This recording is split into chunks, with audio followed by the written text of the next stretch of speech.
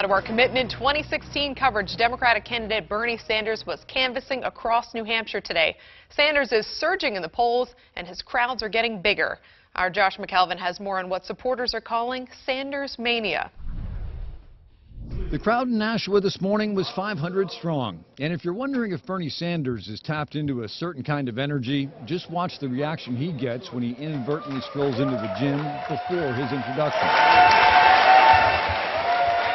It's an ovation that would last a while, but when he started to talk, he launched into his so far singular message, the gap between the super rich and everyone else. We have one family, the Walton family, which owns more wealth than the bottom 42% of the American people. The message itself is basic enough, but to a growing number of people, the person delivering that message has a certain appeal. I think he's just common sense.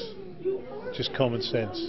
I really like him. I think that he has a lot of good standpoints on really important issues for the young people. Definitely an it factor. And after arriving at our studios on Saturday, even Sanders himself admitted that he's a little taken aback by all of it.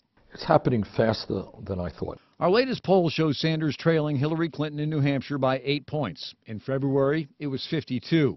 And while he obviously will not have the benefit of Super PAC or the deep pocket benefactor that a lot of other candidates have, he is raising money, and a lot of it, in fact, with an estimated 200,000 individual donations so far, most of it online. What are they averaging? I think $35 a piece. Now, isn't that amazing? In this day and age, I mean, that's really very unusual. These guys go to these big fundraising events. They leave with millions of dollars from rich people. We're doing it a very different way. Even so, he knows he will be outspent by Hillary Clinton and knows that his message needs to broaden to other issues. But for the first time, he's also saying publicly that he is troubled by Clinton's record at the State Department. I think people should be talking about the Clinton Foundation. Do those donations have any impact on policy? Fair discussion. And it appears there will be plenty of time to talk about it, because it seems that this candidate has some staying power. Josh McKelvin, WMUR News 9.